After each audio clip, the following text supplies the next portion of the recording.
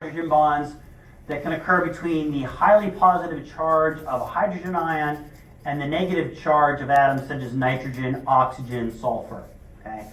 Here we see a common example of hydrogen bond formation that occurs between water molecules. Right? You guys learned all about this, I'm sure, in general chemistry. Okay?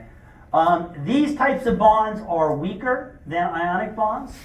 The bond strength that is needed to break these types of bonds can range between 2 and 5 kilocalories per mole. However, what's interesting is that hydrogen bonds can actually play an important role in very tight binding between drug molecules and receptor molecules, especially if multiple hydrogen bonds are forming. Okay, the more hydrogen bonds that form between a drug molecule and a receptor, the stronger the interaction is going to be between those two species. Okay? Let's say, for example, the example I always use is pretend a hydrogen bond is analogous to a piece of thread, sewing thread, right? Okay? Now, if we were to hang a weight from a sewing thread, I don't know how much weight a single strand of sewing thread will hold, okay? But let's say it's 2 pounds. All right, 2 pounds will be enough weight to break that sewing thread.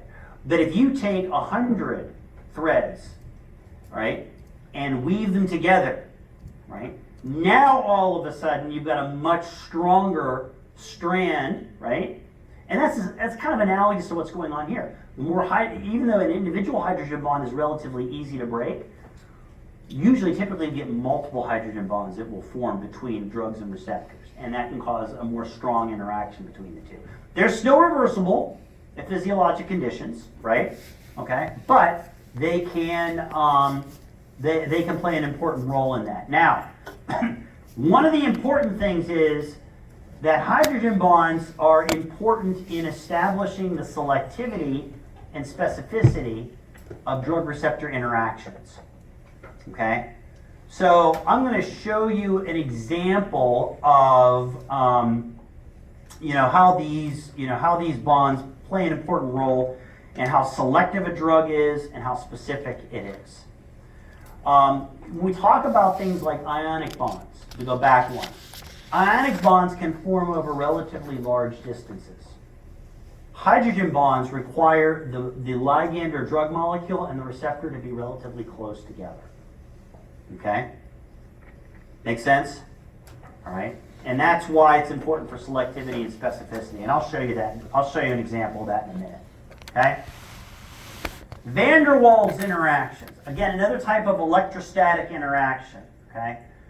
So typically, van der Waals interactions can occur when different types of hydrocarbon structures are brought close together. Okay? An example of a type of hydrocarbon functionality that will form a van der Waals interaction, and I'm sure you learned about this in organic chemistry, even though you've desperately tried to forget organic chemistry due to the trauma associated with that course, okay, are aromatic rings. When aromatic rings are stacked on top of one another, they can form van der Waals interactions. And that's a very, very common type of interaction that occurs between drug molecules and a receptor. So if your drug molecule has aromatic rings in it as part of it, there's a chance that it may form a van der Waals interaction with a receptor that it interacts with. Doesn't guarantee it, but it's a possibility. Okay? If your drug molecule contains one or more of these types of functional groups, there's a chance that that drug molecule will form an ionic interaction with that receptor. So we're talking about memorandum number 1, right? When you look at our new drug that we've discovered, right?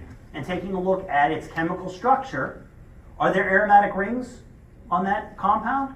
Yeah. Are there ionizable functional groups on that compound?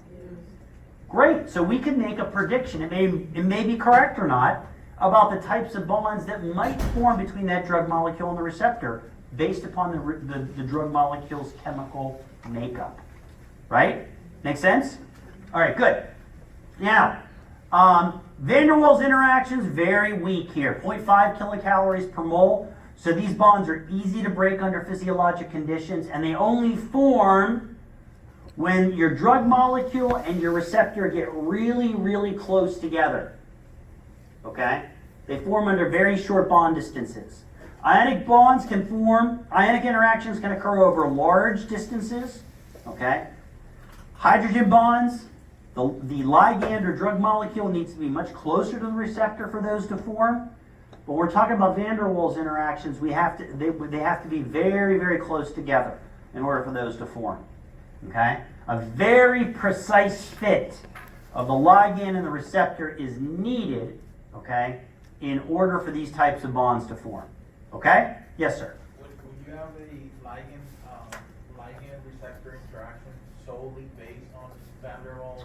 You could, okay, but typically there's usually multiple types of bonds that are forming between drugs and receptors.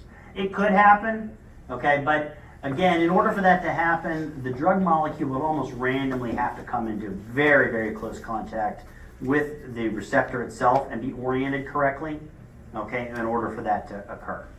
Okay, so I would say it could, but it's unlikely, yes.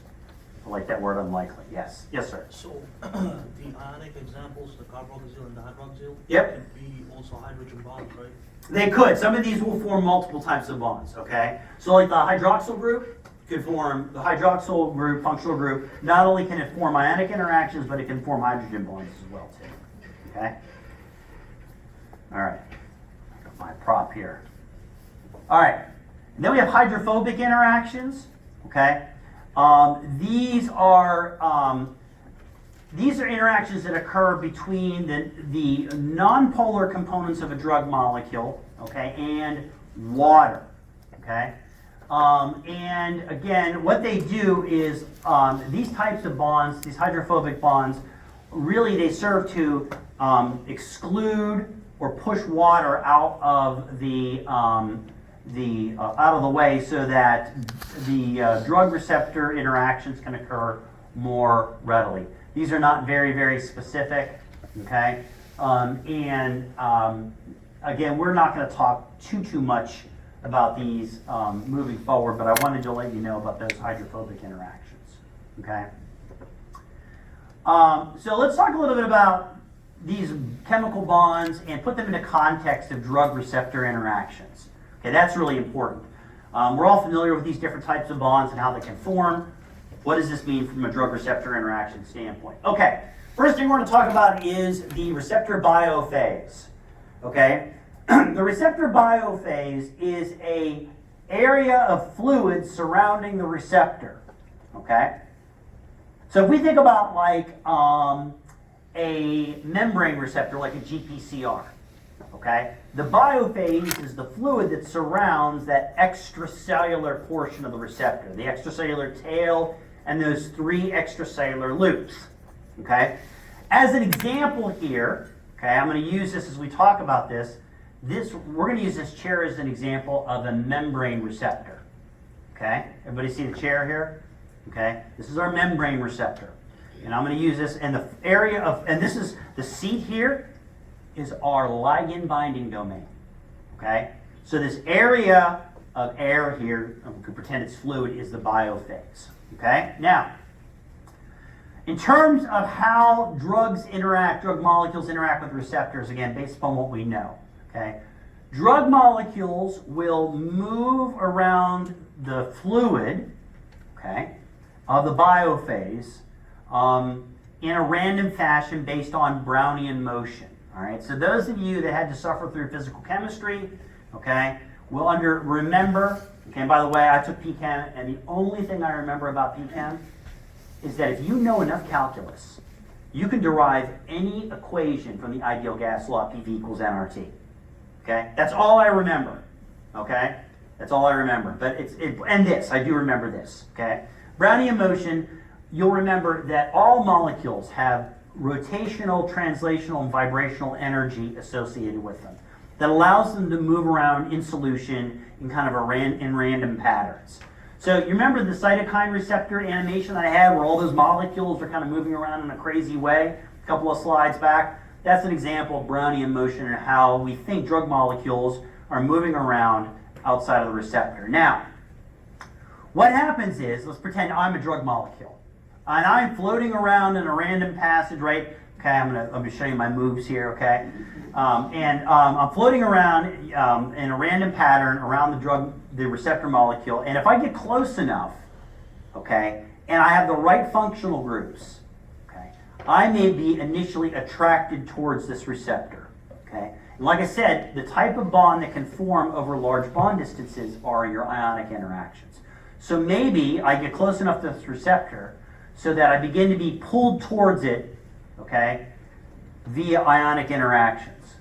Okay, that's the first kind of chemical bond that typically forms between a drug molecule and a receptor molecule. Okay? Now, as I get pulled closer and closer to this receptor via ionic forces, now we can start to get hydrogen bonds that are being formed.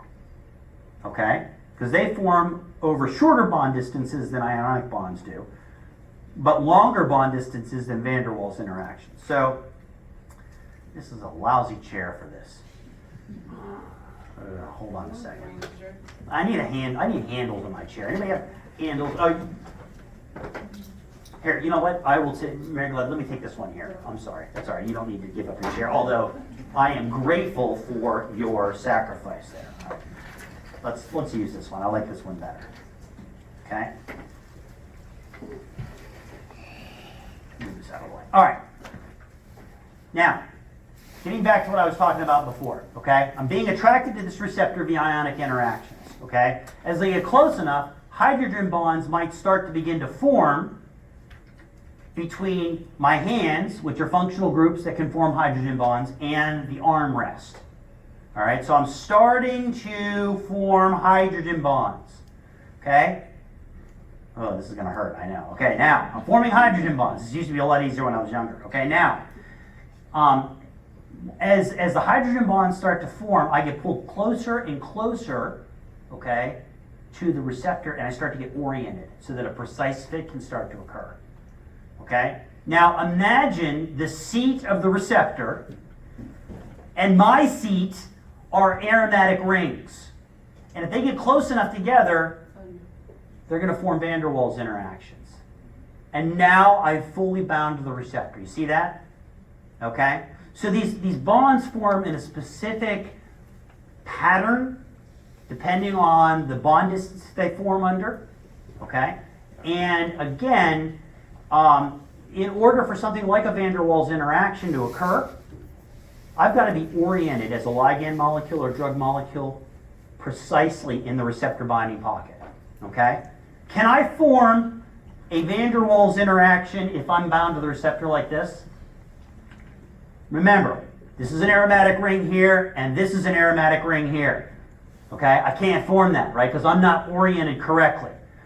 But if I get drawn in by an ionic interaction, I start to form hydrogen bonds between the chair arms and my hands, right? Now I'm oriented appropriately, and I can get close enough to this receptor so that I can start to form van der Waals interactions. And now I've bound to the receptor.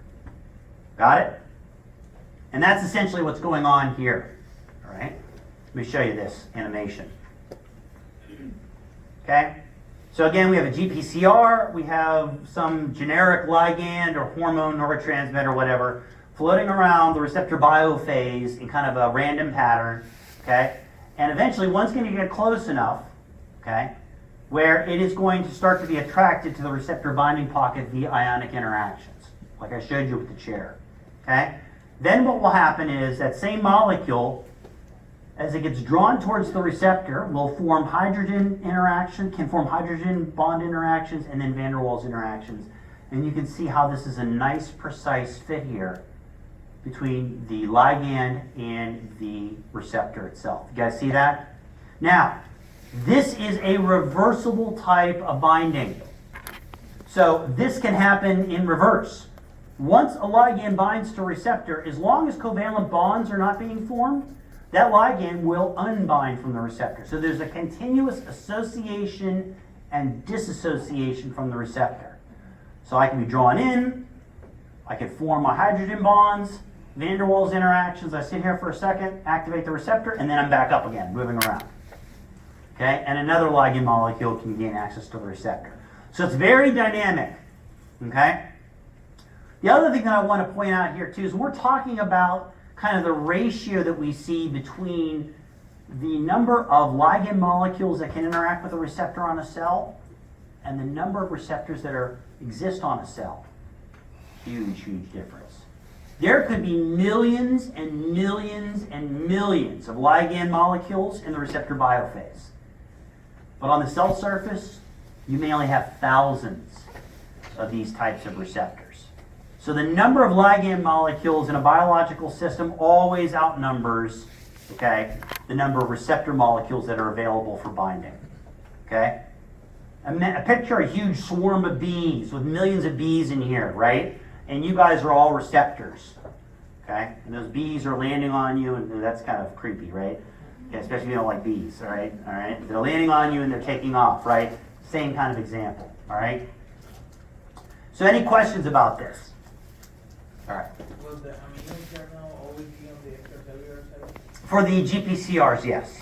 Is that something that we have to remember? No, I mean, it's, again, I think that what's important to understand from a physical characteristic standpoint is that there's an extracellular tail in those 3 loops, and they are important for, again, binding to different types of ligands.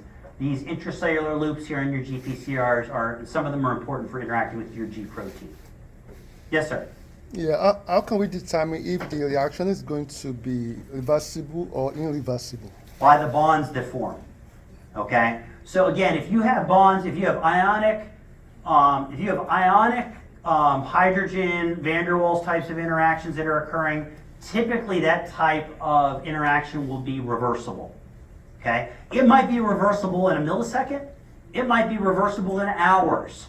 Okay, there are certain types of drugs like your angiotensin receptor blockers, losartan. You guys learn about losartan in the top 200. Okay, this is a type of ligand that will form reversible chemical interactions with its target receptor, but it can take hours for it to bind and unbind. Versus something like maybe a beta blocker that will bind and unbind very quickly. Okay, and the reason for the difference is perhaps the types of reversible bonds that form, the number of reversible bonds that form between the receptor and the ligand. So there's a lot of different things that determine how quickly a ligand will bind to a receptor and unbind. But as long as it's not a covalent interaction, typically the interaction will be reversible. Okay? Good question. Unless you had a question? Yeah, in terms of drug development, Yep. you want your drugs to have certain functional groups for your receptor. Yeah. So in the process of drug development, and let me move off of here because that movement is going to drive me crazy. I'm seeing it out of the corner of my eye. So and I think Dr. Chatterjee, he may talk a little bit about this in MedChem. I hope that he does. Let's say we're developing a lead compound to treat a particular disease, and we're measuring how well it binds to the target receptor. Okay, and we'll explain to you how we measure that later on. And let's say that we've determined that we've measured it and it binds pretty well, but not great. And we want to see if we can maximize that or improve that binding, the strength of that interaction. We can take that lead molecule back to the lab, change out some functional groups or add some additional functional groups on it, and test it again to see if that improves binding. Okay? So yeah, there's lots of examples of how we can take a lead compound that we start with and chemically modify it and alter it to improve the strength of the binding between that molecule and the receptor, how selective that molecule is for a particular receptor or specific, okay? Minimizing side effects, all right? So absolutely. And, in the last 20 years or so, as we've gotten better at really understanding kind of what the 3-dimensional structure of the proteins that these drugs target look like, we've gotten even a lot better at being able to take a drug molecule, design something that we think will work with that receptor, and then take it to the lab and make that molecule. All right, prior to about 20 years ago, it was really a lot of trial and error. Okay, we'd investigate thousands and thousands of drug molecules looking for one that will bind to our target receptor. And once we find it, then we chemically modify it and make hundreds of other compounds that are related to it to maximize its effects till we finally get something that we're happy with.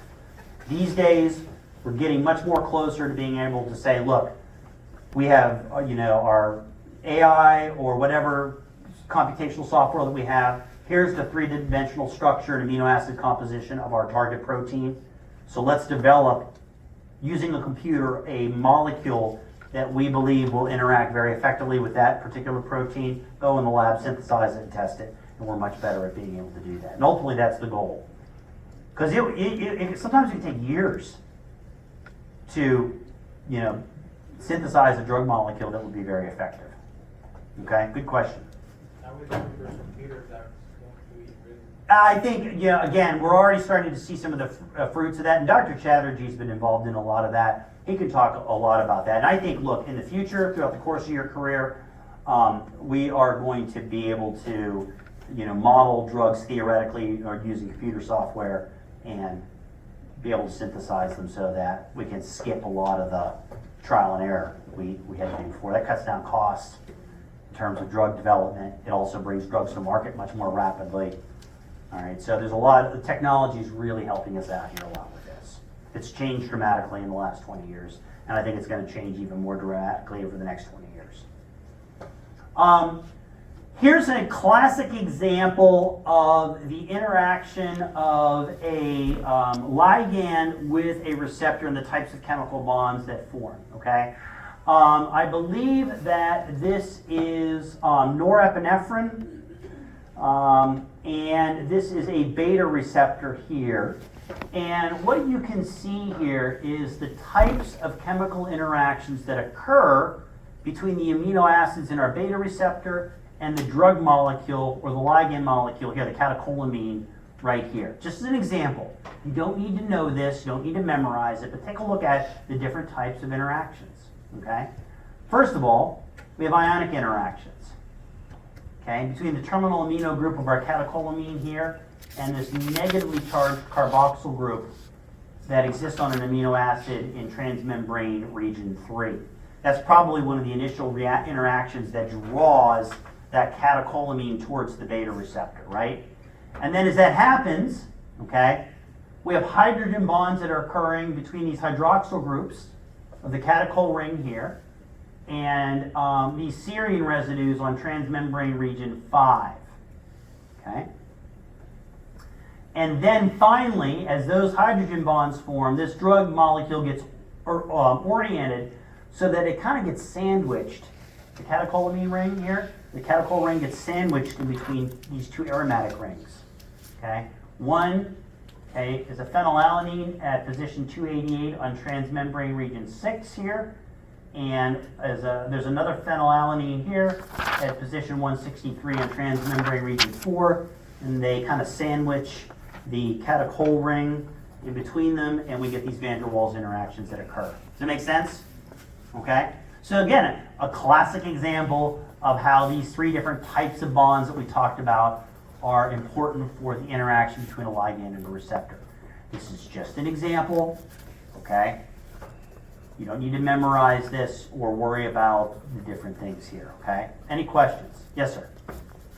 So is there a drug receptor molecular interaction where it could be like hydrogen bond and like covalent bond at the same time? You probably could get some combination of those, covalent and hydrogen bonds that form. Okay, absolutely. I mean, there's a lot of different, depending on the drug and the target protein that we're talking about, there's a lot of different combinations of these types of bonds that form. Okay, I think what's really important for you guys to understand at this point, any type of covalent bond that forms between a ligand and a receptor, a drug or receptor, is irreversible at body temperature. That protein, while that drug molecule stuck to it, okay, for as long as the life of the protein, okay. Any of the other types of bonds that form, ionic, hydrogen, van der Waals, hydrophobic, and those are all reversible at under body conditions, and that interaction between that ligand and receptor is reversible. So if that's the case, if it's like hydrogen bond at the same time covalently bonded, Mm-hmm. would it be reversible or Nope, reversible? because you have that covalent bond there. So it would be reversible? It will be irreversible. Any combination. Let's say you have a drug. The question is, let's say we have a drug that forms a covalent and hydrogen bond between itself and its receptor. Would that be an irreversible or a reversible type of binding? Irreversible, right? Because of the covalent interaction. Okay, that kind of supersedes anything else. Okay? All right. Binding affinity. Okay? We have a little bit of time to get into this. Binding affinity is really, really important. And I know Dr. Chatterjee introduced you to this concept in biochemistry. Okay? Binding affinity is, kind of a verbal definition or description of this. Okay? You can see it here. It's really a measurement of how readily a ligand will interact with a receptor, or how likely that is to occur, and how tight the interaction is between those two chemical molecules. Okay? So again, typically, when we talk about drug molecules, we want them to be able to bind with high affinity, okay, to their target receptor. But we don't want them to have a high affinity for other receptors in the body that we don't want them to interact with. Does that make sense? Okay? All right. So again, from a human perspective, okay, as we move through our lifespans, we may, if we're lucky, meet someone that we develop a high affinity for. Okay? For me, it's Mrs. Dr. Culhane. I have a high affinity for Mrs. Dr. Culhane right here. Okay? You can tell her I said so. Okay? All right? So I am interacting with her. Okay? She's my receptor. Okay? But I do not have a high affinity for other people. Does that make sense to everybody? Okay? Right? We have that selective interaction. All right? So again, for a good drug molecule, okay, you want it to have bind with high affinity to its target receptors. Now, do drug molecules do that perfectly? No. And there are many drug molecules, and this is actually a term that we use pharmacologically, that we refer to as being promiscuous. Okay? Meaning that they like to bind to lots of different types of receptors. They have affinity for lots of different types of receptors. They're not very selective or specific for just one or one type. Does that make sense? Those drugs are very likely to cause side effects. But we might use them. Why? Well, for a variety of reasons. Okay? They might work well. We might not have another drug available to treat a particular disorder. Okay?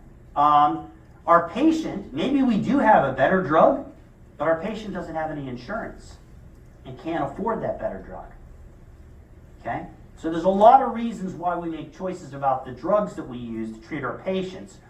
Hopefully those choices are based primarily on clinical guidelines and what's best for our patient. Sometimes there are other factors that we have to consider. Okay? Another definition for binding affinity, and this is more of a mathematical definition, and this is going to make more sense to you later on, is, we needed to come up with a mathematical way of kind of describing what binding affinity really is. And so the general mathematical definition that has been developed is binding affinity, or KD, is the concentration of drug required to bind 1/2 of receptors in a fixed receptor population. Okay? This is kind of a standard that we use so that we can compare the affinity of one drug to the affinity of another drug. Okay? All right? So for example, let's go back to our receptor example here. Okay? So let's pretend that there are 10 of these receptors up here. Okay? And I'm a drug molecule. Okay? And you add me to this biological system at a certain concentration, and I bind to 2 of these chairs. Okay? Probably have a very low affinity for these chairs. Okay? Let's pretend that Jessica is another drug molecule. All right? We add her at the same concentration, and she binds to 8 of those chairs. Okay? right? No, you're buying, they're all the same chair. So you're not promiscuous at all. No, you're very selective. You like these chairs. In fact, you're sitting in one right now, right? Okay? Jessica, as a drug molecule, would have a high degree of affinity for this kind of receptor, more than me. Okay? And in order for me to be able to bind to 8 of these receptors, you might have to add me to a biological system in a much higher concentration. And what happens when we add drugs to biological systems at high concentrations? What can happen? Exactly. I can start to bind to other receptors like this one over here that I'm not supposed to, and that can cause a side effect from occurring. Remember, we always want to use the lowest dose of drug that we can to get our desired therapeutic effect. More is not necessarily better. Make sense? Okay? Based on this definition here, drug concentrations, that to determine KD values typically range between 1 and 100 nanomolar. So again, most of the therapeutically useful drugs that we see today, if you were to measure their binding affinity, the amount of drug that we have to give in order to bind 1/2 of the receptors in our population, that value would be somewhere between 1 and 100 nanomolar. And generally, the higher the KD of the drug, okay, the lower the affinity. So there's an inverse relationship here. Another way of saying this is, the more drug that you have to add to a system in order to bind 1/2 of the receptors, the less affinity it has. Okay? Because remember, even when you add a tiny amount of drug to a biological system, you're going to have millions of that drug molecule surrounding thousands of receptors. Okay?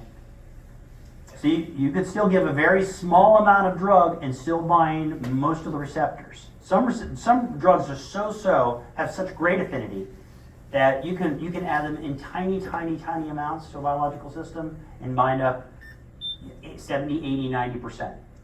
And that beeping is my lapel mic. It's going dead. Okay? All right. It's KD and KM more than That's a good question. Yeah. So you're talking about the equilibrium constant.